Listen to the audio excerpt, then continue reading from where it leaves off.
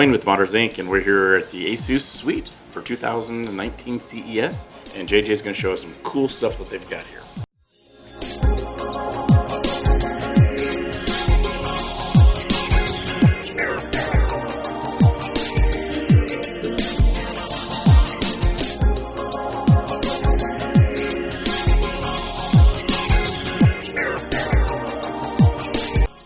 Yeah, we've got a little bit of everything. First and foremost, thanks guys for tuning in. We've got some pretty sweet stuff, and we're going to start off with, I think, what a lot of you are interested in, and that's going to be a graphics card. So this is something we've actually been working on for over 2 years.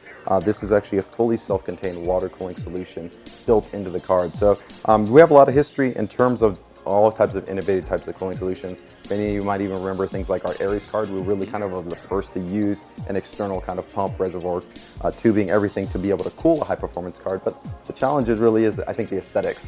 A lot of time when you mount, you know, the radiator, you got the tubing, everything, it eats a lot of space. Definitely, it's got, I think, great thermal performance, but it doesn't meet the aesthetic sensibility I think a lot of the more aesthetic-minded builders are looking for. And so what we want to do is give you that performance, but in a fully self-contained card. So this is actually going to be about 2.7 in terms of the overall thickness. Pretty much very similar to that of a current RTX 2080 Ti Strix-based card, but with a lot more performance. So when you talk about the overall clock speeds, this card is going to be real-world GPU boost clock speed over 1900 megahertz. So it's got a very aggressive factory overclock on it. In fact, only 5% of all of our RTX 2080 Ti GPUs make it to be a matrix-based graphics card. We've got an 800 megahertz overclock on this card, which is also super rare. You almost don't see memory overclock on RTX cards at all. And that's because we're essentially able to maximize yield due to the fact that we're using the same PCB that we use on our Strix series graphics cards. So to kind of give you guys a little bit of a perspective right here, you can see just how much is going on. We've got this beautiful, of course, full SMT production, our auto extreme finishing process for superior precision and accuracy. Full cast aluminum plate that goes, of course, all over the VRM assembly. You can see this massive cold plate. This is not a rebrand. It's not the same type of CLC solution you see, which we can show you actually a before and after reference just to kind of show you how much larger it is. But this makes full contact coverage with the GPU and the memory. You then add to that, of course, just our, I think, really well done three lighting zone technology. So we got one zone in the front, you got one zone here on the side, and then of course you got your classic RGI on the back. And then you still got the RGB header and your 2 fan connect headers. It's pretty much going to probably be, I think, the overall best 2080 Ti on the market if you're just looking for a turnkey solution. Drop it in, outstanding thermals, and super quiet and super fast. That's nice. I mean, it doesn't even look like it's much thicker than one that would just have just being air cooled. I mean, yeah. That's what's right. I didn't even realize it until I started taking it apart. It's it like, looks oh, just hey, like, yeah, it'll look pretty much just like kind of like a high-end you know, current Strix card. Right. So moving things along right here, this is also something probably a lot of you might kind of think is just new from us, and this is going to be our new Helios ROG chassis. So this is still, I'd say, in development. We're not at 100% completion. You know, it's probably around maybe 85%. But overall, I think the design, the functionality, most of the key elements are going to be pretty final. So the first thing you'll see is, of course, you got this really nice tempered glass front panel. This is fully RGB, so you can go ahead and customize all the colors. This does have full ASUS Aura Sync, so of course we're in red right now, so it's showing us red. But if maybe you had an older board that didn't have Aura, it's fine. You still have individual channel color control, so you can go ahead and customize all that. You're good to go. You've got Type-C for USB-A, fan control built in. You guys will probably be able to pick up some cool little B-roll shot to fill in, but we've got a nice cover shroud right there, so you don't have to worry about showing all your cables on the back.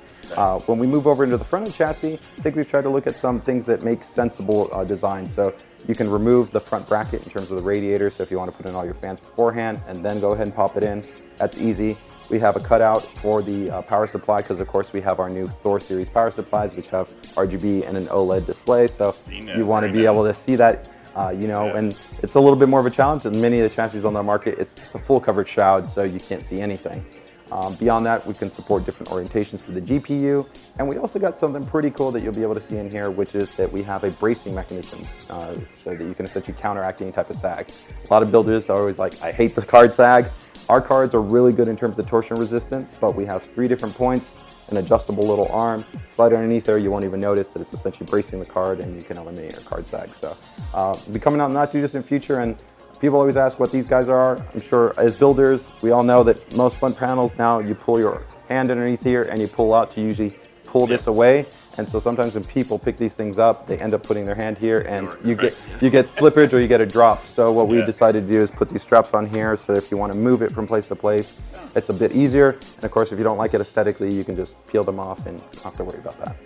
Yeah. Two minor updates right here are just like cool. We've added in our ROG batless. This is our gaming surface. It's large, it's RGB, it's got Qi wireless charging on there. It's pretty cool. Made an update here for the Gladius wireless. So this is not going to have our underglow lighting, saves on weight and saves on battery, but it's Bluetooth and RF as well as hardline. So you kind of get a little bit best of both worlds, however you want to use it for mobile. And you still, of course, get that classic hallmark for ROG mice with the ability to swap out the actual switches that are in there. So if you want different actuation force, you can customize that. So last but not least is probably going to be here, I think, the stars. For you guys that are the die-hard builders out there, if you're looking for the absolute best, X299, X399, we've got the Alpha and the Omega boards, so of course Zenith and Rampage. These boards are pretty serious. I'm going to go ahead and let you hold one and you're just going to feel the sheer weight. And that's because these boards feature a full, essentially cast metal-based design. So that goes across the entirety of the shroud and extends into the entirety of the VRM solution. So a full new custom high-end power solution so you can feel confident in terms of the overclocking capability. Dual active fan-based design, which we have calibrated and profiled for very quiet operation. But of course you can manually tune all that within the UEFI. You've got our DIM.2 design, so you got vertically rise, so you get that optimal thermal isolation. Quad RGB headers, ESS Saber DAC, our enlarged live dash-based display for all your readout information. You know, of course, our fully integrated I/O shield, it's your 10G LAN, your 1G LAN, RGB illumination for the audio jacks, 160 megahertz Wi-Fi. I mean, it's pretty much end-all be-all. If you just really want the best experience for X299 or X399, either pick the Alpha or the Omega, and pretty much all the other key specs are going to be the same. And one last touch point is that for you guys probably buying this platform, you're probably considering multi-GPU, so redesign the slot spacing to be optimally suited for the larger 20 series cards so that you can go ahead and go SLI but still have an optimal experience. Where with some of the previous generation boards that were designed for 10 series, where you pretty much always had that guaranteed spacing. Right. What do you think the price range is going to be? It's not final, but you can definitely expect these will take now the highest end price point for us in terms of our X299 and 399 respectively. Okay. Yeah, and one other just little update. You probably saw our Ryujin coolers, and Ryu coolers, awesome. Really the only ones on the market with an OLED-based display. Here we've updated to a new model where you don't have the OLED customization, but still RGB. And you also have our finishing technology, which is a DDM metal used in with plastic that we featured on boards like our Rampage or our Formula boards. So it really kind of gives us this kind of glossy pop effect. So it looks really, really, really cool. It does look really cool from here. Yeah. So you've already got your system set up, right? We already looked at great new graphics card over there, but you got to have something that's got to drive towards. And I don't know about you, but this thing is massive. It would definitely take up my whole task. And JJ's going to tell us all the great information about this.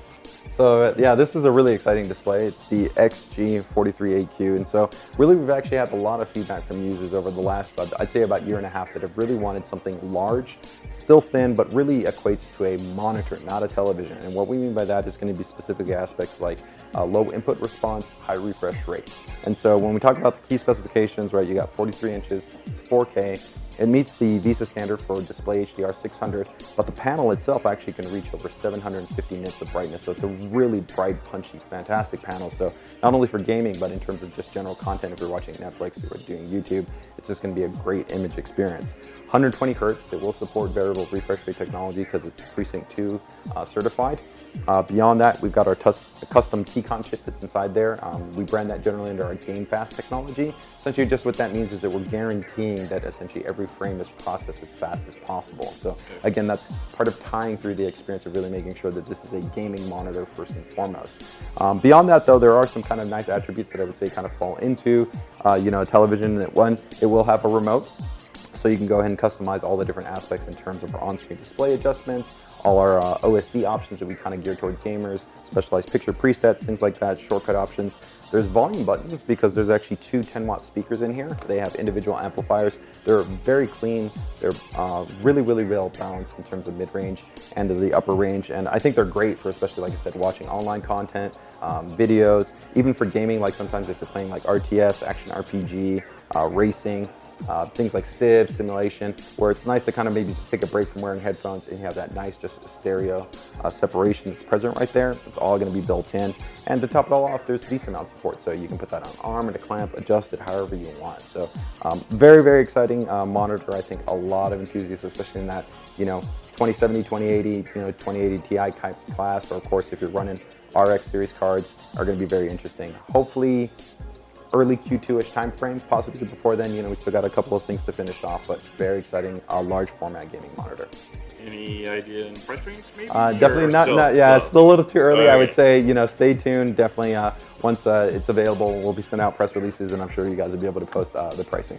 Nice. Yeah, I think that would be a great option for somebody maybe limited on space, like a dorm room or something, or maybe in your own room you've got a TV and your gaming monitor at the same time. And again, stressing that it is a gaming monitor, so you're not going to be a professional guy out there with like Photoshop or Premiere and so all the colors are off. Well, that's because it's a gaming monitor. Yeah, to that though, this is again with that meeting that HDR spec, this is wide color gamut. Actually, the DCI-P performance is actually very good. So to be frank, actually, I think if even there were people that were doing some, maybe you're a streamer and you're doing some actually content creation on there, you're doing color grading, it's actually going to be pretty accurate. Compared to many quote-unquote gaming monitors, this would actually offer a very good level of color grading performance. Not as good as, let's say, like our ProArt professional series, but actually I definitely think you would be very confident. Nice, that's great. And I'm sure everybody's probably looking over JJ's right shoulder and seeing something flashing. Yeah, so this is, we won't touch on this too crazy, but this is something that it's new for us. We're going to be expanding into some definitely kind of fashion items and functional items, with things like a backpack. So we've got an RGB backpack. This is a Ranger. You can, of course, see this is RGB, and at face value, you might think, oh my gosh, this is cool, but the backpack is going to suck. But actually, we've done a lot of real kind of design thinking here. So we've got really nice materials, 1000 denier. We've got actually water resistance in terms of all our zipper designs. So they're actually designed for sealed closure, which is great. So if rain comes in, it's not going to get into the inside. We've got an internal compartment that's actually lit, and it will actually be able to be controlled by the controller right here. So you can press a button, it lights on the inside. You've got USB charging pass-through, so you can go ahead and connect that to your phone. You've got a quick slip right here in terms of the air port, nice EVA padded foam. We've got a supported bottom that is also moisture blocked, so you don't have to worry about putting it down kind of in a puddle. An EDC bag, which you can go ahead and slip off. Comes with its own strap, put your snacks, your wallet, your cards, different things in there. Take it away, come back, put it back on. So it's actually a pretty cool backpack, and we're going to have a very extensive line. So whether you're looking kind of for thinner, light, a little bit more tech heavy, and even across different price points with ones like our Tough Gaming line. So if you guys are interested in taking around your awesome ROG or Tough Gaming laptop, we're going to have some cool choices. All right. Thanks, JJ. If you enjoyed the video, please like it. Also subscribe to our channel. Check out some of these other videos.